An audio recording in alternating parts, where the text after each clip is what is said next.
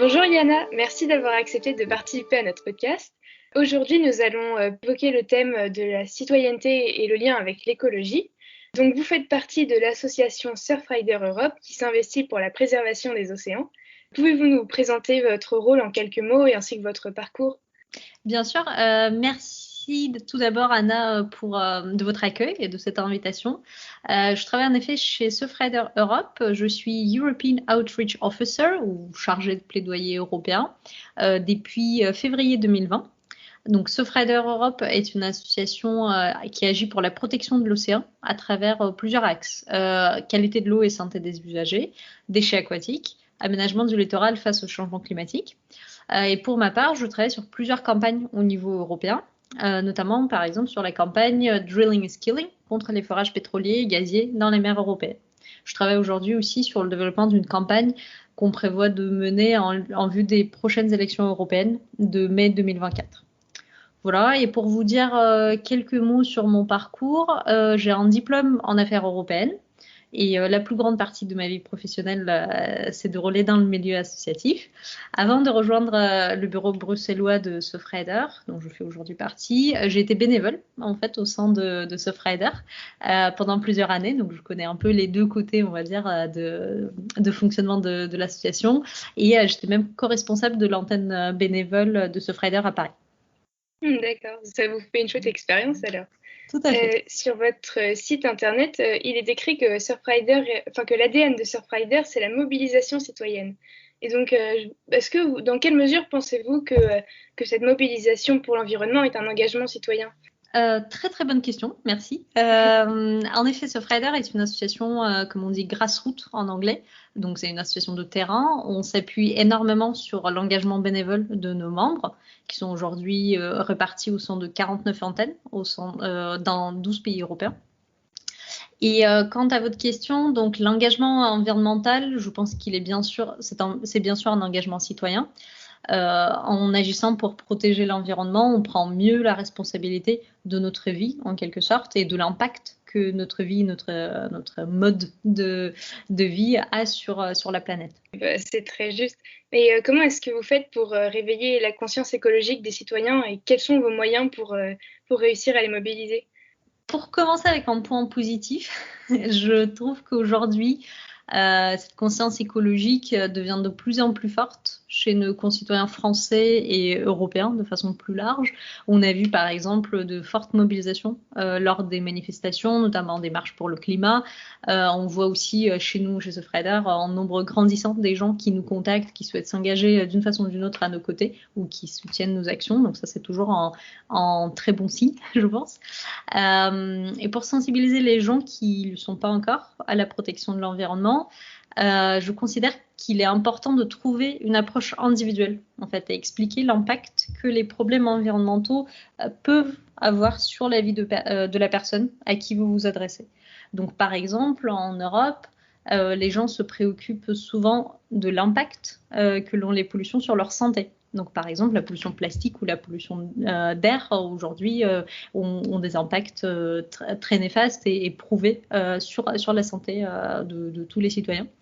Ou quand on parle, par exemple, à des personnes qui sont parents ou grands-parents, pour eux, il est souvent important d'agir afin de laisser la planète habitable, tout bêtement, pour leurs enfants ou leurs petits-enfants.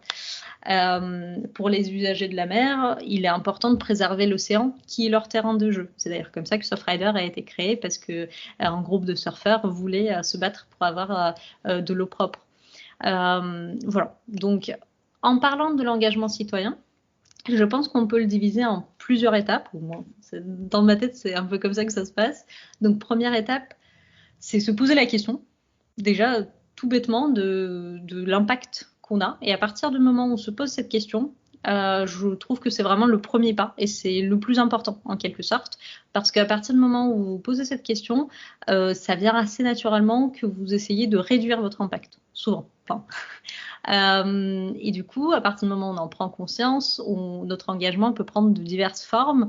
Donc, pour réduire notre propre impact, ça peut vraiment ça peut être des mesures très différentes. Ça peut être refuser une paille au resto, prendre un tote bag quand on fait des courses, préférer le vélo ou les transports en commun à la voiture, ajuster son alimentation. Enfin, il n'y a pas de petite mesure. Toute mesure est bonne à prendre. Tout moyen d'agir est bon. Enfin, tant que vous réussissez à le rendre pérenne en quelque sorte.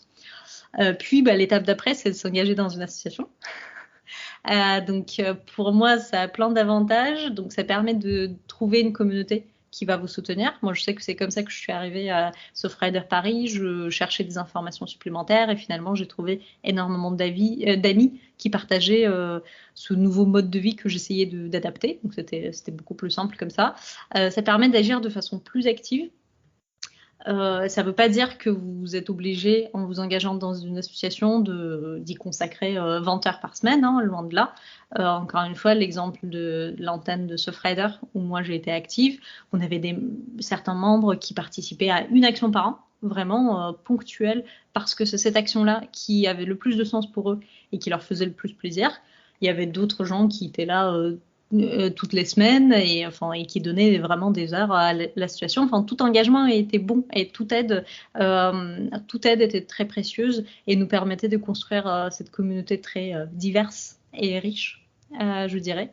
Et en plus, quand vous apportez votre soutien à l'association, c'est que vous apportez votre appui à ces combats. Donc ensemble, on est plus fort.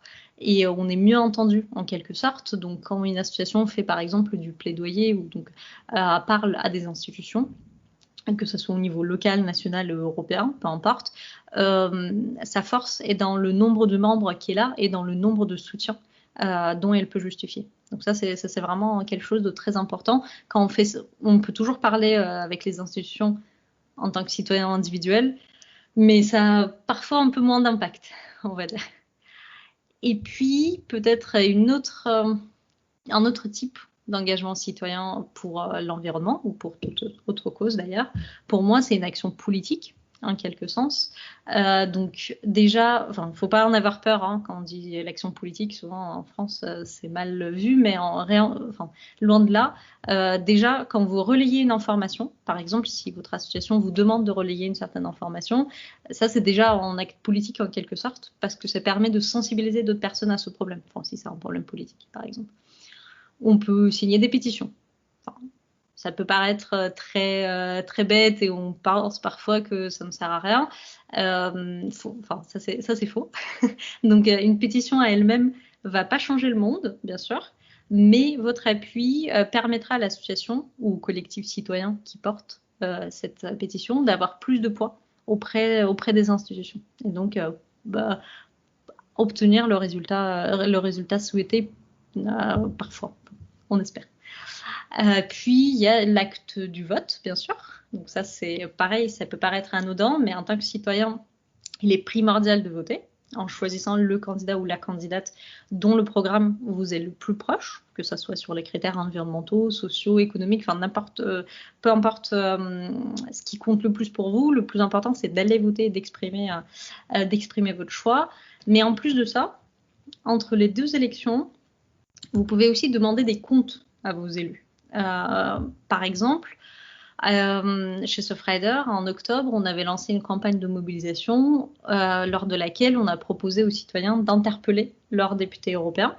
Donc, on a eu finalement 12 000 interpellations, un peu plus, aux députés européens, qui appelaient les députés à s'engager contre les forages pétroliers et gaziers en mer.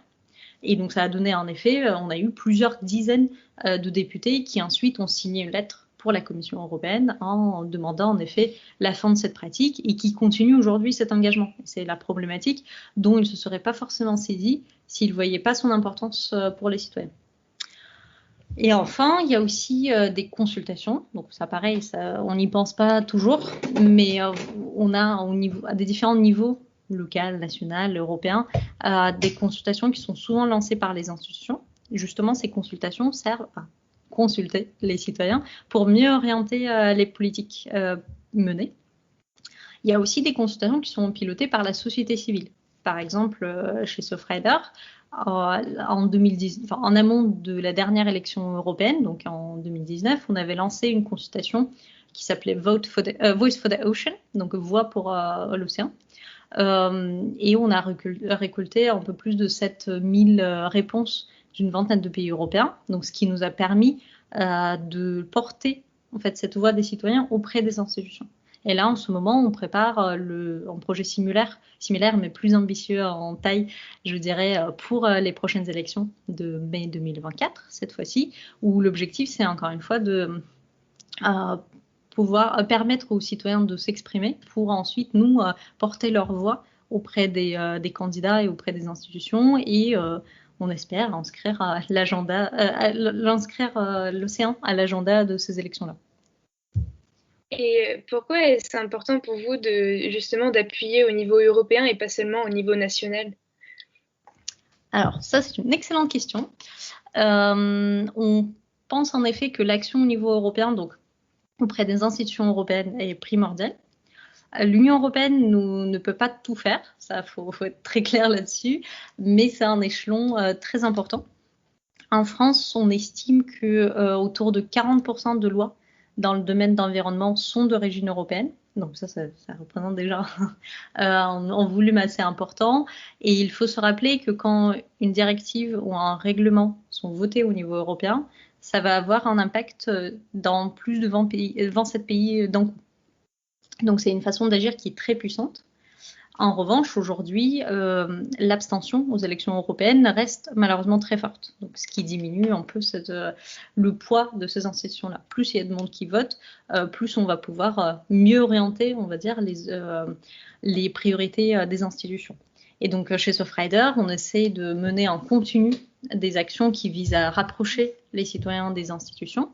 Mais comme je l'ai déjà mentionné, on prépare une grande campagne pour les prochaines élections européennes pour recueillir les propositions des citoyens en matière de protection de l'océan et de l'environnement de façon plus large, pour ensuite demander aux candidats de les intégrer dans leur programme politique.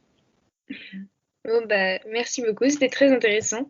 Et puis j'espère qu'on pourra diffuser un peu votre association et que ça puisse servir éventuellement pour les prochaines élections européennes, si ça peut motiver des gens, pourquoi pas.